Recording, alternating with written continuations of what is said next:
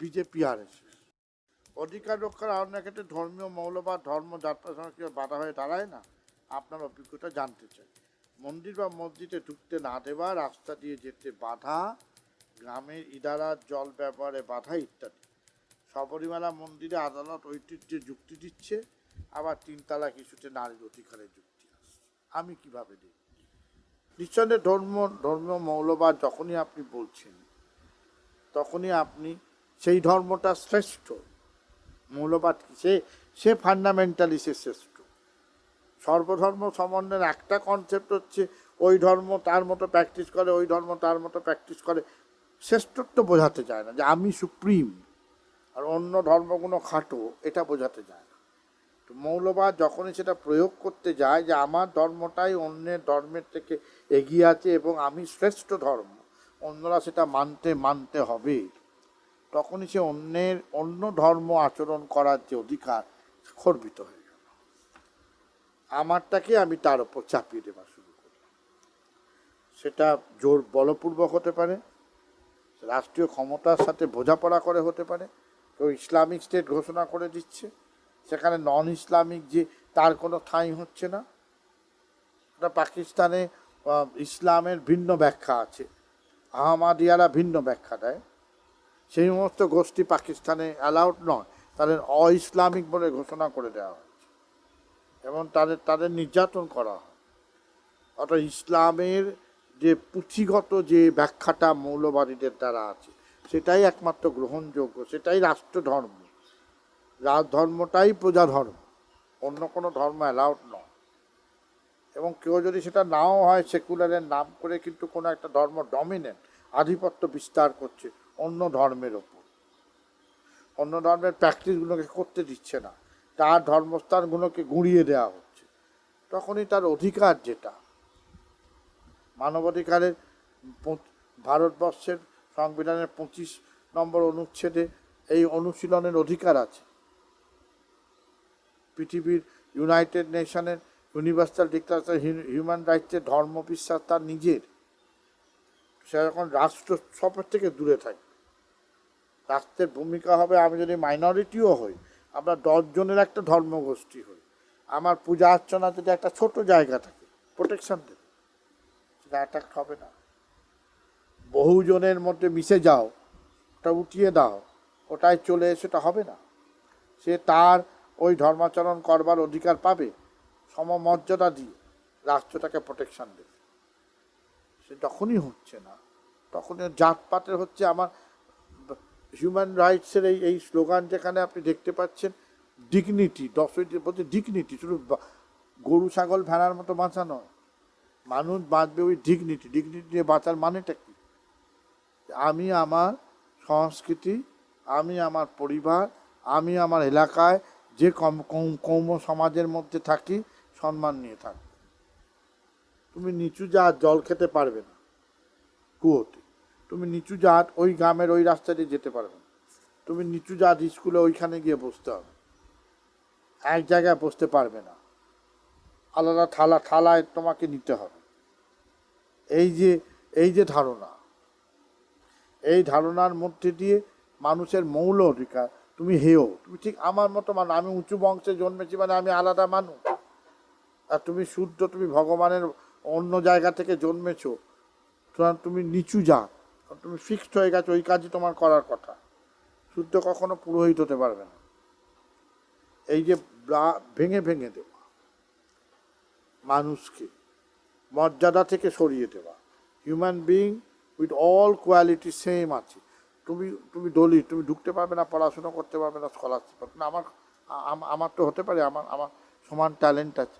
Hockey ম্যাচে, মেয়েদের hockey ম্যাচে বন্দনা কাটারিয়া প্রথম ম্যাচ জেতালো, সে ফাইনালে সবাই দায়ী যদি সে বঞ্চ না পায়। অমনি তার বাড়ির সামনে উচ্চ বন্দনা নাচতে শুরু করে দিল, ওই দলিতরা হকি খেলছে বলে আমরা পাইনি। ঠিক যেভাবে ইংল্যান্ডে ওই ফাইনালে গোল মারতে পারলো না, হ্যাপেন টু বি 3 জনই কোট অ্যান্ড কোট হোয়াইট নয়, তাদের গায়ে দায়িত্ব দিয়ে বিভৎস দাঙ্গা বাঁধিয়ে দিল। ওখানেও আজ রেসিজমের স্লার আছে, এখানেও কাস্টিজমের স্লার আছে। এবং তাই আজ যদি ব্রাহ্মণ উত্তরপ্রদেশে দলিত মেয়েকে বিয়ে করে, বাবা মা দুজনকে একসাথে জ্বালিয়ে, নিজের ছেলেকেও জ্বালিয়ে, অনার কিলিং করে, অপমান লেগেছে। আসমা জাহাঙ্গীরের মুখে শোনা আমার, পাকিস্তানে যখন আমরা গেছিলাম, আসমা জাহাঙ্গীর একটা বড় কাজ করতেন, যে অসবর্ণের বিবাহ, মুসলিমের মধ্যে ফারাক আছে, আনসারি চট করে খানকে বিয়ে করার মধ্যে সমস্যা, ওদের মধ্যেও জাতপাত আছে। ওরা বিয়ে করাতে অনার কিলিং হয়েছে। ওই মেয়েটিকে এবং স্বামীকে আসমা জাহাঙ্গীর প্রোটেকশন দিয়েছে। একটা এই যে বামিয়ানের বৌদ্ধ মূর্তিকে তারা কামান দেখে ধ্বংস করে, এবং তালিবানরা যে কদিন ক্ষমতায় ছিল আবার আসার যদি চেষ্টা করছে, আবার যদি চলে আসে তালিবান, তার যে ধারণা অফ লাইফ, মানুষের জীবন চর্চার ওপর তার ধারণা, তার ইসলামের ব্যাখ্যা, তার কোরআনের ব্যাখ্যা সে চাপিয়ে দেবে।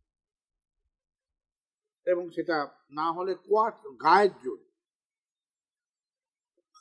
সেটাই করবে। বোকো হারাম যেটা করে আফ্রিকাতে, সাংঘাতিক। সেখানে মহিলাদের, বাচ্চাদের, মেয়েদের এডুকেশন দরকার হবে, দেয়া হবে, এবং হাতে বন্দুক এবং তার আদর্শ, সে মনে করে সে যা ইচ্ছে করতে, এটা অধিকারের ধারণা পুরোপুরি। আমরা এত অধিকারের কথা বলি, একটা মাত্র অধিকারের মধ্যে একটা বিশেষণ আছে, রাইট টু লাইফে, জীবনের অধিকারে অনেকগুলো, সবই তো অধিকারের। জীবনের অধিকার যখন রাষ্ট্রসংঘ ব্যাখ্যা করছে, বলছে ইনহেরেন্ট রাইট, মানুষের জীবনের অধিকার হচ্ছে অলঙ্ঘন, তাই মৃত্যুদণ্ডেরও বিরুদ্ধে একটা অবস্থানে আমরা দাঁড়িয়ে আছি। কিন্তু যে কোনো মৌলবাদ তার জীবনটাকেই সে গরু ছাগল ভেড়ার মতো ঠিক করে মানুষকে। আমার মনে হলো একে মেরে দিল, আমার মনে হলো এই বাধা একে সরিয়ে দিল। রাষ্ট্র যেমন ভয়ানক হতে পারে, ধর্মীয় মৌলবাদ, ব্রাহ্মণ্যবাদ সেরকমই ভয়ঙ্কর। তারা নিজেরাই তখন একটা স্টেট, তার কাঠামোটাই তখন স্টেটের মতো হয়ে ওঠে। এবং স্টেটের যদি মদত থাকে তাহলে তো হয়েই যা আছে। আমাদের ভারতবর্ষে ব্রাহ্মণ্যবাদের মদত আছে, বর্তমান শাসক কুলের তো আছে। আপনি পরে পরে জয় শ্রীরাম বল, আমি যদি না বলি, বলতেই হবে, তা বললে কি হয়েছে? তুমি শ্রীরাম ভক্ত, তুমি জয় শ্রী, আমি যদি না বলি অসুবিধা কি হচ্ছে? তাতে আমি জাতীয়তা বিরোধী? অসাধারণ উদাহরণ আছে। রাওলা সত্যাগ্রহের বিরুদ্ধে সত্যাগ্রহ আন্দোলন হচ্ছে, ডেভিড হার্ডিম্যানের সদ্য বই বেরিয়েছে, নন violent freedom struggle in India. তাতে উনি দেখাচ্ছেন যে রাওলা সত্যাগ্রহের বিরুদ্ধে গান্ধী একটা গ্রামে গেছে, ধরুন গান্ধীর 8টার সময় পৌঁছে, গান্ধী সকাল 6টায় পৌঁছে, সকাল 8টায় পৌঁছে, লোকেরা খবর পাচ্ছে, আর এমনিতেই আসছে, হাজার হাজার লোক, সত্যাগ্রহের মিছিল হচ্ছে, গান্ধী সামনে, স্লোগান কি হচ্ছে?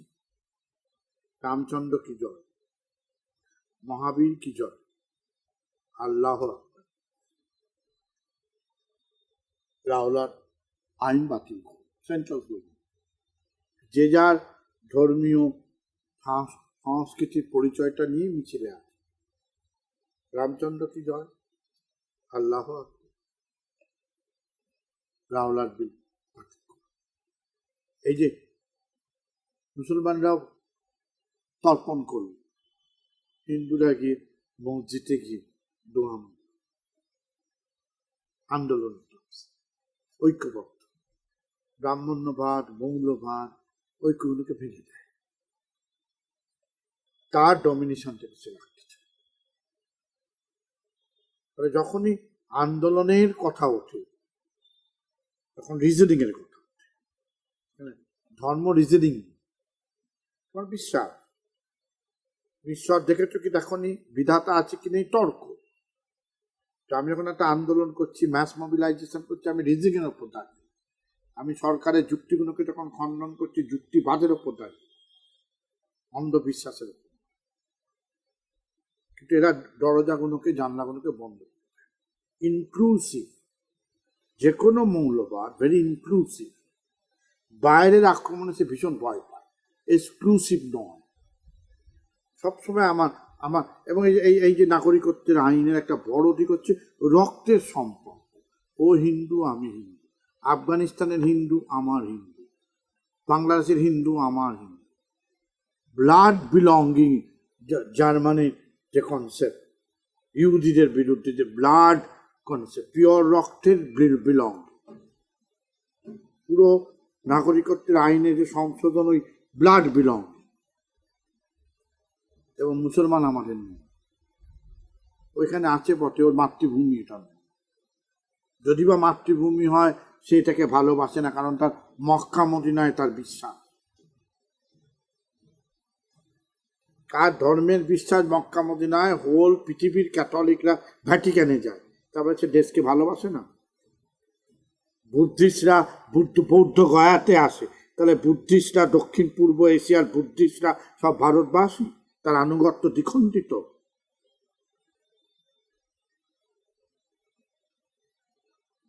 কিন্তু ওদের যুক্তিটা হচ্ছে ব্লাড বিলঙ্গিং, সিটিজেনশিপ, জন্মালেই সিটিজেনশিপ, ব্লাড তাতে মানদণ্ড হতে পারে না, রক্ত কখনো মানদণ্ড হতে পারে, টেরিটোরিয়াল জুরিসডিকশন মানদণ্ড হতে পারে। তুমি যে বর্ণের হও না কেন, যে ধর্মের হও না কেন, যে রক্তের হও না কেন, মৌলবাদ এটাকে ভেঙে দেয়। নাগরিকের যে কনসেপ্ট ধর্মের ওপরে, জাতপাতের ওপরে, নাগরিকত্ব হচ্ছে যুক্তির ওপর দাঁড়িয়ে, সেইটাকে ভেঙে দেয়। মানুষ মানেই তার স্বাভাবিক কিছু অধিকার নিয়ে জন্ম, মানুষ মানেই ভাব প্রকাশের তার স্বাভাবিক কিছু স্বাধীনতা আছে। দলিত তার আত্মনিয়ন্ত্রণের, আত্মসত্তার অধিকারে আন্দোলন করতে পারে। সে দাঁড়িয়ে বলতে পারে দলিতদের সমান অধিকার আছে, আমাকে যুগ যুগ ধরে সামাজিক নিপীড়ন করা, আমাকে একটা ব্যাকিং লাগবে যাতে আমি উঠতে পারি, মৌলবাদ উঠতে পারি। তার ব্যাখ্যায় শুদ্ধ কখনো উপরে উঠতে পারে। ঠিক বে ঠিক ইতিহাসে তর্ক হয়ে গেছে, উঠতে দমো না, আমি রাষ্ট্র ক্ষমতায় আছি, রাষ্ট্র আমাকে ইনডাইরেক্টলি সমর্থন যোগাচ্ছে। বলে প্রত্যেকটাই মানুষের অধিকারের বিরুদ্ধে গিয়ে কাজ করছে, অধিকার আন্দোলন তাতে ক্ষতিগ্রস্ত হয়। অধিকার সেই জন্য কমিউনিটির অ্যাসাসন, কমিউনিটির নিজস্ব উত্থান, তার সত্তার উত্থানকে সমর্থন জানায়। একটা ধর্মের, একটা গোষ্ঠীর প্রাধান্য, সুপ্রিমেসি যেন না থাকে, এবং সেইটা আমাদের আন্দোলনের অন্যতম লক্ষ্য। এবং এটা তো আপনি ঠিকই বলেছেন যে তিন তালাক বাতিল হয়েছে 2001 সালে সুপ্রিম কোর্টে। তিন তালাক পৃথিবীর বহু দেশে গ্রহণ হয় না, মানে ইনস্ট্যান্ট, সৌদি আরবে এইভাবে, মানে ওটা করে নারীর মুক্তি, এটা একটা পলিটিক্যাল গেমিং। আবার যেটা আপনার লিখে তখন ওটা হয়ে যাচ্ছে সুপ্রিম কোর্টের রায় পেটে, আমার ওটা ট্র্যাডিশন যে ঋতুমতী মহিলারা ঢুকতে পারবে, সেখানে তার হিন্দু ভোট ব্যাংক রাখার জন্য সেই যুক্তি। আবার মুসলমান দেশে মুক্তি দিচ্ছে নারীদের, মুক্তি দিচ্ছে, মুসলমান মানেই অত্যাচারী, মুসলমান সমাজে হিন্দু থেকে পেয়েছে, হিন্দুদের মধ্যে যে অত্যাচারগুলো, বেনারসে কাশীর বিধবারা যে অবস্থায় আছে, যে হাজার হাজার মহিলারা স্বামী তারা পরিত্যক্তা হয়ে যেভাবে আছে, এই সম্প্রদায় আছে, ওই সম্প্রদায় আছে, তাদের কথা তোলা হচ্ছে, তাদের কথা বলা হচ্ছে।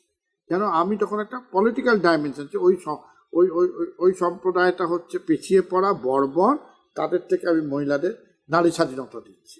আর নিজের ধর্মে নিজের নারী স্বাধীনতা, দলিত মেয়ে ব্রাহ্মণকে বিয়ে করলে পুড়িয়ে মারা, দলিত মেয়ের কোনো স্থান নেই, চাকরি বাকরি সর্বক্ষেত্রে সে নিগৃহীত, দলিত সম্প্রদায়গতভাবে নিগৃহীত দলিত, সেটা নিয়ে কোনো আলোচনা, সেটা মুক্তির কোনো কথা। এটা তো রাজনৈতিক বিচারিতা, এটা অধিকার আন্দোলনকে এগিয়ে নিয়ে যাচ্ছে। তিন তালাক বহু আগে নিষিদ্ধ, সুপ্রিম কোর্টের তখন হইচইও হয়, বরং উল্টে দেখা গেছে। এটা ইন্টারেস্টিং, শাহবানু মামলাতে আমরা প্রচুর প্রতিবাদ করেছিলাম, শাহবানু এতে যে মেনটেনেন্স পাবে শাহবানু। রাজীব গান্ধী তার তখন ব্রুট মেজরিটির জোরে শাহবানু মামলাটাকে অন্য আইন দিয়ে মুসলিম মেনটেনেন্স একটা ল করে দিয়ে সেটাকে বকলমে খারিজ করে দিল। আজকে এত বছর বাদে তদন্ত হয়েছে, কোর্টে গিয়ে গিয়ে কাজ হয়েছে। গীতা অবেরায় চট্টোপাধ্যায়, আমার নামটা মনে করছে, মুম্বাই, কর্ণাটক এবং ওই অঞ্চলের কোর্টে গিয়ে গিয়ে, এবং ফ্লেভিয়া আগনেস ইকোনমিক পলিটিক্যাল উইকে লিখেছেন যে ওই আইনটা যখন আমরা প্রতিবাদ করেছিলাম, ওই আইনে মুসলিম মহিলারা সবচেয়ে বেশি সুযোগ পাচ্ছে, সবচেয়ে ভালো ফাইট দিচ্ছে, সবচেয়ে ভালো মেনটেনেন্স পাচ্ছে, সবচেয়ে ভালো প্রোটেকশন পাচ্ছে। অদ্ভুত অধিকারের একটা জায়গা, কিন্তু সেটাকে কত কত বদলে দেওয়া যেত। আসমা জাহাঙ্গীর তার কথাই বলছিলাম, অনার কিলিং এর কথায়, সেটা আমি অসমাপ্ত ছিল, সেটা মনে করে যে আসমা জাহাঙ্গীর সেই মহিলাকে অন্যরকম বিবাহ করার জন্য দুজনকে প্রোটেকশন দিচ্ছিলেন। মেয়েটির মা দেখা করতে চায় মেয়ের সাথে, আসমা দেখা করতে দেবে না, তারপর শত অনুরোধে মাকে অ্যালাউ করেছে। মাকে যখন অ্যালাউ করে, দাদা প্রায় ফোর্সফুলি ঢুকে পড়ে, ঢুকে বন্দুক বার করে দুজনকে, কারণ অনার, সে মেয়েটি বিয়ে করে অনার ভেঙে। সেই আসমা জাহাঙ্গীর, মাসিনি, কয়েকজন নারীবাদী আছে ইসলামী, যারা কোরআনকে অন্য ব্যাখ্যা দিচ্ছে, যে নারীর অধিকার স্থাপন করছে। এলাম লখনৌতে মুসলিম বোর্ড আছে, ওমেন মুসলিম বোর্ড, যাতে তালাকটা তো সহজে না হয়, নিকাহনামা করেছে। ইয়াং ছেলে মেয়ে বিয়ে করতে যাচ্ছে, তারা একটা এগ্রিমেন্ট, নিকাহনামা এগ্রিমেন্ট হচ্ছে যে এইগুলো করবো না, এই বিধানগুলো আমরা দুজনে পরস্পরের বিরুদ্ধে লাগু করব না, এইভাবে আমরা মেনে চলবো। যদি ডিভোর্স হয় তাহলে ডিভোর্স এই পদ্ধতিতে হবে। মেয়েরও ডিভোর্স দেওয়ার অধিকার আছে মুসলিম আইনে, যেটা এরা বলে না, মেয়েদেরও অধিকার আছে, ওইভাবেই ডিভোর্স। কিন্তু এটা অন্য প্রক্রিয়ার মধ্যে, তো অনেক ধরনের জটিলতা আছে। সেটাকে শুধু 3 তালাক আর এই নতুন করে 1 আগস্ট স্বাধীনতা দিবস ঘোষণা করে দেওয়ার মধ্যে রাজনৈতিক অভিসন্ধি বেশি তুলনায় অধিকার রক্ষার জায়গা থেকে। যদি সত্যি হতো তাহলে গুজরাটে অত মহিলা মারা যেত না, বাংলায় তাহলে তাদের তাদের বিচার হতো, বিচার হয়। ফলে অধিকারের ধারণা শুধু একটা 3 তালাক, অধিকারের ধারণা আমি মুসলিম মহিলা, আমি কি নিরাপদে থাকতে পারছি, আমি কি হিন্দু পরিবেশের মধ্যে, আমি হিন্দু অঞ্চলে গিয়ে একটা বাড়ি ভাড়া পাচ্ছি, তাহলে ইকুয়ালিটির কনসেপ্ট, তাহলে বিশ্বাসযোগ্যতার জায়গাটা। আমি কি আমার যে কালচার আছে, আমার যে খাদ্যাভাস আছে, আমি কি সেটা প্রোটেকশন পাচ্ছি, তাতে রাষ্ট্র হস্তক্ষেপ করছে, রাষ্ট্র সুরক্ষা দিচ্ছে। আমি মুসলিম ছেলে যদি কোনো হিন্দু মেয়েকে বিয়ে করি, লাভ জিহাদের বলি হচ্ছি কি হচ্ছে? ফলে অধিকারের ধারণা শুধু 3 তালাকের দেওয়া না দেওয়ার মধ্যে নির্ভর করে। RSS আর ফ্যাসিবাদের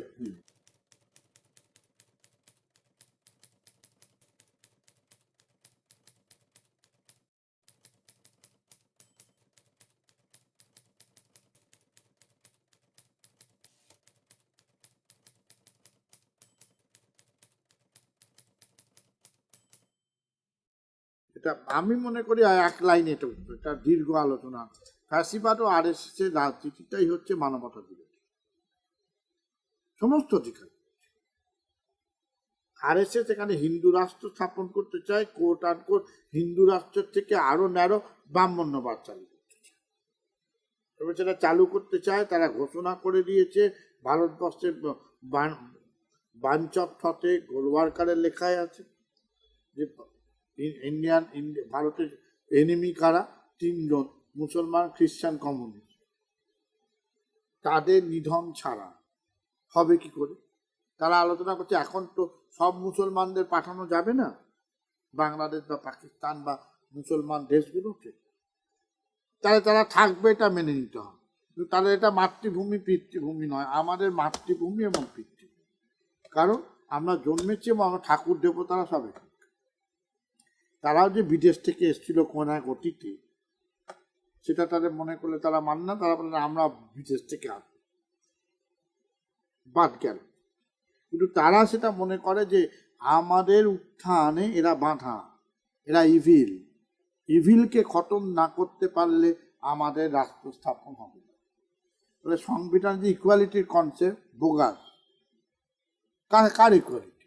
এটা কোনো অধিকারই দেওয়া হবে না, থাকবে, যেহেতু তাড়ানো যাবে না, ফিজিক্যালি তাড়ানো যাবে না, থাকবে মাইনাস বিভিন্ন অধিকার। মাইনরিটি রাইটস বলে কিছু থাকবে না। মাইনরিটি রাইটস আবার সবাই সমান। যে কোনো গণতন্ত্রে মাইনরিটি রাইটস স্বীকৃত। আমি বিস্তারিত ব্যাখ্যায় যাচ্ছি। আন্তর্জাতিক, দেশীয়, উত্তর ঔপনিবেশিক দ্বিতীয় বিশ্বযুদ্ধের পর যে সমস্ত দেশ স্বাধীন হয়েছে, তার অন্যতম শর্ত হচ্ছে যারা সংখ্যালঘু, যারা সংকটাপন্ন, যারা সাংস্কৃতিকভাবে বিপদাপন্ন, তাদের আলাদা প্রোটেকশন দেবে। যেমন বিরল প্রজাতিকে আমরা জীবজগতে আলাদা প্রোটেকশন দিই, তেমনি সংখ্যা গুরুদের মধ্যে সংখ্যালঘু সবসময় আতঙ্কের মধ্যে থাকে। এবং সেই সংখ্যা গুরু যদি এরকম ধরনের ক্ষমতা এসে যায়, আমারাই শ্রেষ্ঠ, তারা যদি কখনো কখনো ক্ষমতা এসে যায়, তখন সংখ্যাগুরু সবচেয়ে লঘু সবচেয়ে বিপদাগ্রস্ত। ফলে ডেমোক্রেসির একটা বড় দিক, বাক স্বাধীনতা যেমন একটা বড় দিক, সরকার বিরোধিতা করা যেমন বড় দিক, ছোট ছোট জনগোষ্ঠীকে প্রোটেকশন দেওয়া অ্যাজ এগেনস্ট বৃহত্তর জনগোষ্ঠী। হোয়াইট সুপ্রিমেস যেভাবে জার্মানি না ইহুদিদের মাঠে ধরে, তারা সব অশান্তির মূলে ফিজিক্যালি ওভাবে এলিমিনেট করেছে। এখনকার দুজন গবেষণা করেছেন, তারা বলছেন এভরিডে কমিউনালিটি, বড় মারব না, একসাথে 2-3 হাজার 6,000 লোক মারব, বড় হয়েছে অল্প অল্প ছোট ছোট দাঙ্গা। সংসারে যেমন বাটি বাটি ঠোকাঠুকি হয়, দাদা ভাইয়ে ঝগড়া হয়, তেমনি এরা থাকবে। এদের তো ফিজিক্যালি হাজার হাজার লোককে ইহুদিদের মতো এক্সটারমিনেট করা যাবে না। তাহলে কি করবো? অল্প অল্প মারো, ভয়ে রাখো, অল্প 30 জন মারো, 40 জন মারো, আবার 6 মাস বাদে একটা ছোট্ট দাঙ্গা মারো, আবার মারো। মুজাফফরনগরে 2013 সালে অল্প মারো, তারপর দিল্লিতে গিয়ে আরেকটু, এখন থামো, আবার একটু পরে মারো। একে বলছে এভরিডে কমিউনিটি। মিথ্যা ক্যাম্পেইন করে যাও, বিদ্বেষ প্রচার করে যাও, হেড ক্রাইম করে যাও, হেড স্পিচ দিয়ে যাও, এরা বর্বর। এবং এই ফাঁসিবাদের যদি ক্যাম্পেইন পড়েন, আপনার বমি আসবে। আপনি ওদের স্বপন দাসগুপ্ত দেখে, অরুণ শৌরী, পুরনো অরুণ শৌরী দেখলে বুঝতে পারবেন না, জয় ডুবাসীর লেখা দেখে বুঝতে পারবেন না। ওদের যে বটতলার প্রচার সাহিত্য আছে, আপনার বমি আসবে পড়বে। 2 টাকা দাম, 5 টাকা দাম, 10 টাকা দাম। কলেজ স্ট্রিটে বামপন্থীদের বিখ্যাত বইয়ের দোকান মনীষার পাশে একটা ছোট জায়গায় তাদের দোকান, ওখান দিয়ে ওরা head campaign, head speech, head campaign করলে পরে বমি আসবে। কনসিস্টেন্টলি একটি সম্প্রদায়ের নামে, বিশেষ করে খ্রিস্টান তো আছেই, মুসলিম সম্প্রদায়ের নামে ঘৃণা গ্রামে গঞ্জে ওরা প্রচার করে।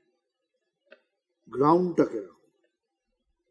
যখন কাউকে মারছে, অন্যরা তখন মেন্টালি প্রিপেয়ার্ড, এটা একটু মার দেওয়া উচিত, তো একটু বড় বার বেড়েছে, মারা উচিত। রাজাবাজারটা সন্ত্রাসবাদীদের জায়গা, কে ঢুকছে কে বেরোচ্ছে আমরা জানি না। রাজাবাদকে জিওগ্রাফিক্যালি স্পেশিয়ালি তুমি ভেঙে দিয়ে তুমি হিন্দু অঞ্চল মুসলমান অঞ্চল মিস করে দেওয়ার জন্য রাজি আছো? কেউ রাজি নেই। ঘেটো তো হবেই,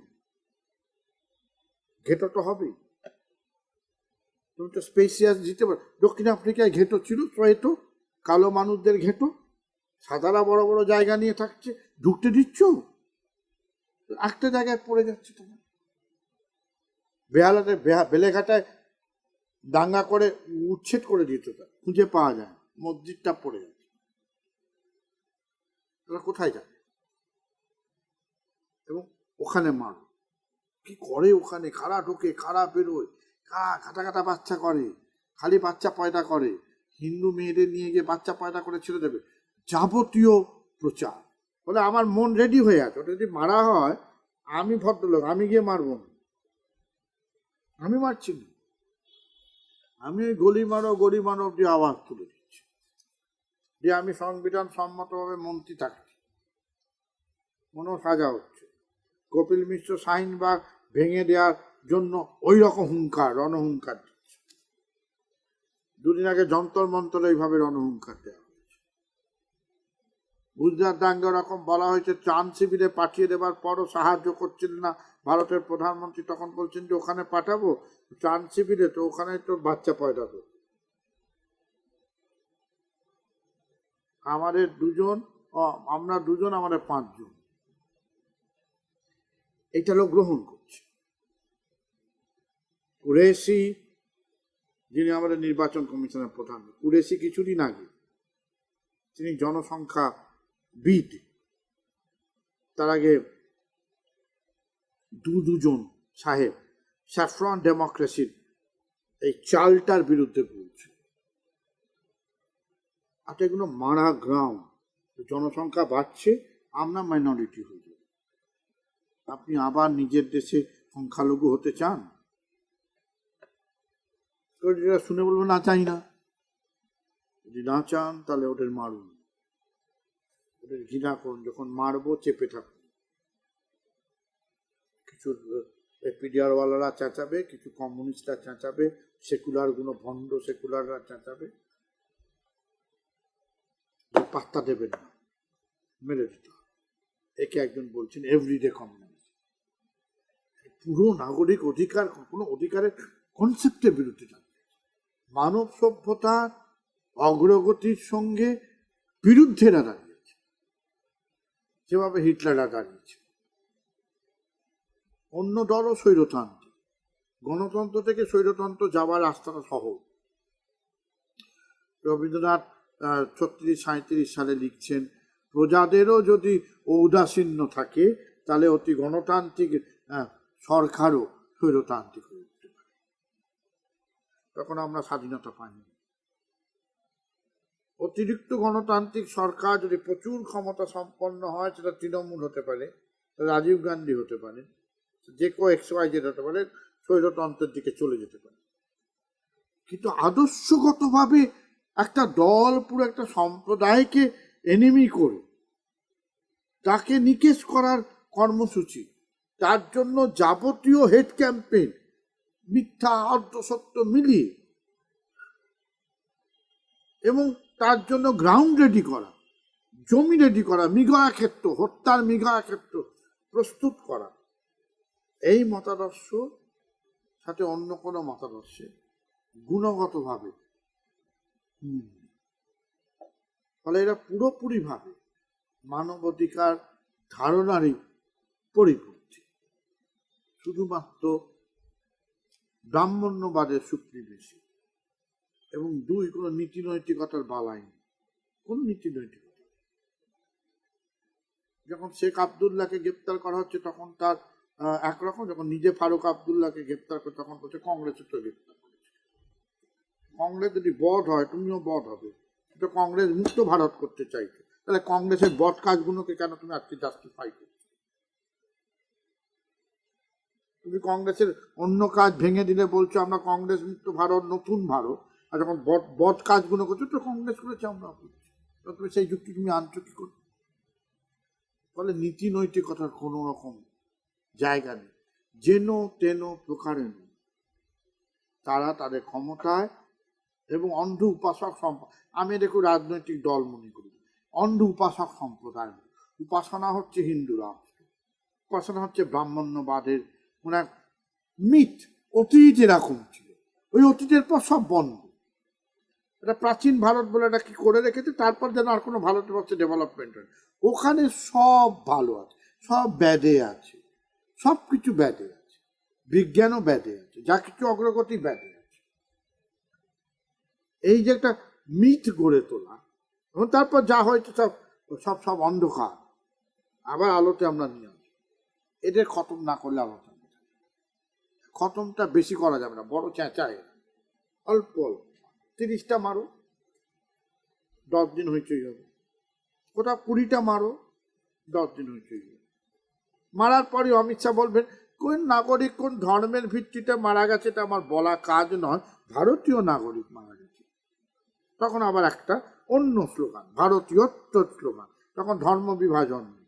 আর প্রয়োজনে হিন্দু একটা মারা গেলে হিন্দু সাধু মারা গেছে, তাহলে যেন সাধু মারা গেছে বলা যায়, ভারতীয় মারা গেছে তখন বলা হবে হিন্দু সাধু পালগাড়ে মারা গেছে। এই যে কনসিস্টেন্টলি নোংরা পলিটিক্স, এবং তার ভিত্তি হচ্ছে প্রচার সাহিত্য, বটতলার সাহিত্য। আমি কাশ্মীরের ওপর বই লিখছি, এখন বেরোবে, তাতে আমি বটতলার সাহিত্য কাশ্মীর নিয়ে কি প্রচার করেছি। আমরা ইতিহাস নিয়ে আলোচনা করি, নেহেরু মাউন্ট ব্যাটেন নিয়ে আলোচনা করি, প্যাটেলের ভূমিকা আলোচনা করি, সভ্য বিজেপিরাও তা আলোচনা। বটতলা কি বলছে উদাহরণ দিলে আপনি বুঝতে পারবেন। মাউন্ট ব্যাটেনের স্ত্রীর প্রতি নেহেরুর এত ছিল, নেহেরু ওকে দেখলে খেপে যেতেন, সেক্সুয়ালি খেপে যেতেন, তাই কাশ্মীরটা রাজি হয়ে। সিমলা চুক্তি হলো, আইয়ুব খাকুর চাম চেহারা ছিল, ইন্দিরা গান্ধী ওই চাম চেহারায় ভুলে গেল। মানে পিতা আর কন্যার একই রক্ত, পুরুষ বা ভালো মহিলা দেখলে খেপে যেতেন, ফলে দেশকে দরকার হলে দিয়ে দিতেন। এটা প্রচার থাকে, এটা সাংসদ সভ্যভব্য প্যানেলিস্ট এটা বলবে, এটাই আসল। এবং এটা কখনো RSS এর নামে খুব কম বলে, বিবেকানন্দ সাহিত্য কেন্দ্র কেউ জানে নাকি, দলিত একাডেমি, ডক্টর আম্বেদকর গবেষণা কেন্দ্র, আম্বেদকরের এরকম আছে। উপরাষ্ট্রপতি লিখছিলেন, তারপর তাকে রিজয়েন্ডার প্রতি না কোনো জবাব দেন। উপরাষ্ট্রপতি লিখছেন যে আম্বেদকর নাকি শেখ আবদুল্লাহকে লিখেছিলেন যে তুমি তো ভাই মজাদার লোক, আমরা তোমার সীমান্ত প্রোটেকশন দেবো, আমরা তোমাকে এই করে দেবো, ওই করে দেবো, রাস্তাঘাট বানিয়ে দেবো, যাবতীয় প্রাকৃতিক সম্পদের প্রোটেকশন দেবো, আর তুমি স্বাধীনতা ভোগ করবে। তুমি ভারতের মধ্যে ঢুকেও তারপর গণভোট চাইবে, হয় আমি 370 ভাই সই করবো। 370-এর সময় শেখ আবদুল্লাহর কোনো ভূমিকা ছিল, ওটা সংবিধান সভাতে। 2 আম্বেদকর বলেনি, পুরোটাই বানানো বলরাজ মাধব তলায়। উপরাষ্ট্রপতি ওটা দিচ্ছে, Ambedkar refuse to sign 370 article 370 wrong. 306 ছিল সেটা, সবাই সই করেছে। আম্বেদকরের বক্তব্য ছিল হয় পাকিস্তানের ঝামেলা দেখছো তো, কাশ্মীরের ওই অংশটা দিয়ে দাও পাকিস্তান, লাদাখ আর জম্মুটা রেখে দাও, মুসলিম অংশটা দিয়ে দাও, ঝামেলা মিটে গেল। বছরের পর যুদ্ধও চালাতে হবে না, এমনি ঝামেলাও করতে হবে, সোজা যেমন ইন্ডিয়া করেছে ওটা করে দিয়ে দাও। তারপর আছিস বড় যে একটা জোনাল প্লেবিসাইড করতে। ক্যাম্পেইনটা কি করলো, একটা বানানো উদ্ধৃতি দিয়ে এইটাকে কাউন্টার করা, পুরো মানবতা বিরোধী করেছে। এবং আমি আবার বলছি, 2 পাতা পড়ার পর 3 পাতা পড়ার পর আপনার বমি আসবে, শরীর খারাপ, এত হেড ক্যাম্পেইন এবং একটা স্টিরিওটাইপ,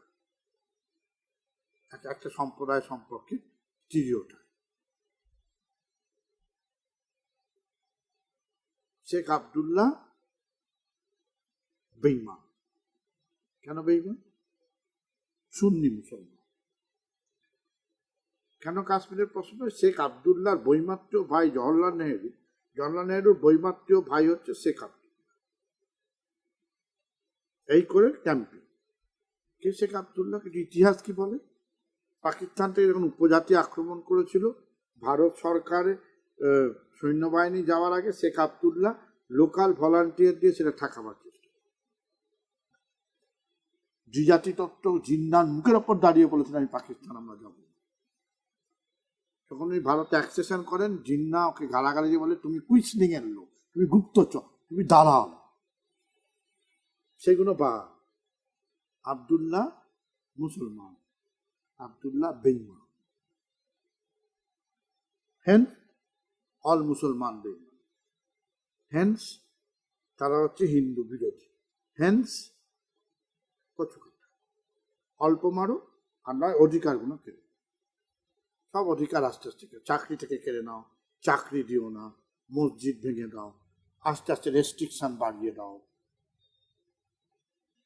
ওদের ওদের বিরুদ্ধে ক্রমাগত লাগো, এই মুসলমানদের মুক্তি করে দিলাম 3 তালাক দিয়ে, এইভাবে খেলে। তাহলে এরা পুরোটাই মানবতা বিরোধী, দর্শনগত, কাঠামোগত। শুধু একটা গণতান্ত্রিক দল স্বৈরতন্ত্র হয়ে যাচ্ছে ক্ষমতা থাকার লোভে, এটা এক ধরনের ঝোঁক। পুরো দলটাই হচ্ছে ভারত রাষ্ট্র কাঠামোটাকে ভেঙে দাও, সংবিধানটাকে উল্টে দাও, ফেডারেল স্ট্রাকচার রেখো না, হিন্দু রাষ্ট্রের দিকে এগো, মানে ব্রাহ্মণ্যবাদের দিকে এগো, সেকুলারিজমটা হচ্ছে ফালতু, সেকুলারিজম বলে কিছু হয় না, এই কাঠামোটাই মানবতা। মাইনরিটি রাইট বলে কিছু হয় না, কাঠামোটাই মানবতা। আর ফতোয়া এগুলোর বিরুদ্ধে আইনে কিছু আছে, এফআইআর করা। আমার জাস্টিস মুরলীধর তো বলেইছিলেন, যারা এগুলো করেছে ডেফিনেটলি কাউকে যদি মারার প্ররোচনা দেওয়া হয়, নর্মাল এফআইআর হয়নি। যারা যে উমর খালিদ বলল ঘৃণা যদি ওরা ছড়ায় আমি ভালোবাসা দেবো, ওরা যদি ঘৃণা প্রচার করে আমি ভালোবাসার প্রচার করব, ওরা যদি অস্ত্র দেখায় আমি ফুল দেখাবো, এটা উমর খলিফের রেকর্ডের বক্তব্য, ওটা এফআইআর হয়ে। আর যে দাঁড়িয়ে গলি মারো ওপেন মন্ত্রী, সংবিধানের শপথ হচ্ছে যে আমি হিংসার বিরুদ্ধে, সংবিধানে শপথের অন্যতম হচ্ছে যে আমি হিংসা, আই ডু নট এসপাউজ ভায়োলেন্স। নাগরিকের কর্তব্য হচ্ছে ভায়োলেন্সের বিরুদ্ধে বলা, স্পিরিট অফ দ্য কনস্টিটিউশন হচ্ছে যে কাঠামোটা আছে সেই কাঠামোটা মেনে চলা। মন্ত্রী সেটা স্লোগান লিড করছে, তার প্রমোশন হচ্ছে, ক্যাবিনেট র্যাঙ্কে যাচ্ছে, এফআইআর হয়নি। এফআইআর করতে গেলে মুরলীধর, যেহেতু মুরলীধরের নামে একটা বদলি আদেশ অনেকদিন আগে হয়েছিল, তাকে রাখা হয়েছিল যে এফআইআর করতে দাও, মাঝরাতে বদলির আদেশটাকে নামিয়ে রবিশঙ্কর প্রসাদ তৎকালীন আইনমন্ত্রী তাকে পাটনা পাটিয়ালা ওই হরিয়ানা হাইকোর্টে পাঠিয়ে, এবং তিনি যে অর্ডারটা দিয়েছিলেন চিফ জাস্টিসকে বসিয়ে সেই অর্ডারটা নাকচ করে দেওয়া হলো পরের দিন সকালবেলা। 1923 সালে ব্রিটেনের একজন বিচারপতি বলেছিলেন, জাস্টিস দিলে শুধু হলো, appear to have been done. Honestly manifestly দেখাতে হবে যে আমি ন্যায় বিচারটা দিয়েছি। একজন বিচারপতিকে তুমি সরিয়ে দাও শুধুমাত্র এফআইআর করা, তদন্ত তো এফআইআর এর পরে হবে, তারপর তো দোষী হবে। এফআইআর করতে দিয়েছ তাতেই সরিয়ে দেওয়া হবে বিচারপতিকে, কোনো পুলিশের সাহস আছে? এফআইআর করে ওই মন্ত্রীর বিরুদ্ধে এক ধাপ এগোনো, কালকে চাকরি চলে। রুল অফ ল সেটাই, যখন হচ্ছে তুমি যেই হও না কেন, you may be so ever high, law is above you. বিখ্যাত আইনের নীতি, you may be high, you may be so high, law is above you.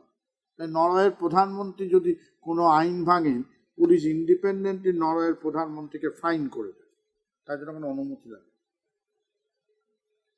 প্যারিসের প্রেসিডেন্ট জানলা দিয়ে ময়লা ফেলেছিলেন, সাথে সাথে ফাইন, পারমিশন লাগে। কিন্তু প্রধানমন্ত্রীর হেলিকপ্টারে নির্বাচনী 2019 সালে কি একটা বক্স নেবেছিল, ওইটা তদন্ত করবার অধিকার দিয়েছিলেন বলে অশোক লাবরাসার পেছনে লাগানো, চাকরি ছেড়ে কোন দেশ এটা। যদি রুল অফ লতে যখন জানতে পারে প্রশাসন যে আমি আমি আমি আইন মেনে চললে কোনো রাজনীতিবিদ আমার কেশাগ্রস্পর্শ করতে পারবে না, এই জায়গাটা যদি রাষ্ট্র ইনস্টিটিউশন যদি প্রতিষ্ঠা করতে পারে, তাহলে রুল অফ ল হচ্ছে বলা কোনো। এবং আমাদের দেশে আইনের পথে চলে না, এটা বড় মিথ, এটা কাল্পনিক। আইন তো আর নিজে নিজে চলে না, আইন তো মানুষ চালায়। অ্যাডমিনিস্ট্রেশন অফ জাস্টিস বলে কথা আছে। অ্যাডমিনিস্ট্রেশন অফ জাস্টিস হতে গেলে আমাদের একটা লক আপ মামলায় আমরা 25 বছর ধরে একটা মামলা লড়ছি, লক আপ মামলা 25 বছর। কালকে তার শুনানি শেষ হবে মোহাম্মদ আলমের মামলা, 25 বছরের বেশি প্লাস। আমাদের বাবা মা মারা গেছে, যে কমপ্লেনের মারা গেছে, পুলিশের একজন অ্যাকিউজ পুলিশের একজন মারা গেছে, 25 বছর। রুল অফ ল, আইনের মতো চলছে না। যার পয়সা আছে আইনজীবী লাগিয়েছে, স্টে অর্ডার নিয়ে আসছে। আমি যদি ক্ষমতাবান হই আমার বিরুদ্ধে কোনো তদন্ত হবে না, যদি বা তদন্ত হয় ফাইনাল রিপোর্ট জমা পেলে হুজুর পাওয়া গেল না। যেমন নিয়া সাতদীপকা ঠাকুরের ক্ষেত্রে মালেগাঁও বিস্ফোরণে তার মোটর বাইকের মধ্যে মাল মশলা বোমা পাওয়া গেছে, এসটিএফ বলেছিল হ্যাঁ উনি অপরাধী, মামলা হোক তার বিরুদ্ধে টেরর লয়। আর নিয়া দায়িত্ব নেওয়ার পরই এই আমলে নির্দোষ, ক্লিনচিট। নিয়া কোর্ট বলছে না ক্লিনচিট দেবো, নিয়া রিপোর্টে বলছে না ক্লিনচিট। আর ভীম করে গাঁওতে কিছু পাওয়া যায়নি, তবু তারা অপরাধী। এই যে ব্যবহার, আইনের মতো চলে না, আইনকে ব্যবহার করা হয়। তুমি কোন দিকে আছো, তুমি কত ক্ষমতাবান, তোমার পয়সা কত আছে।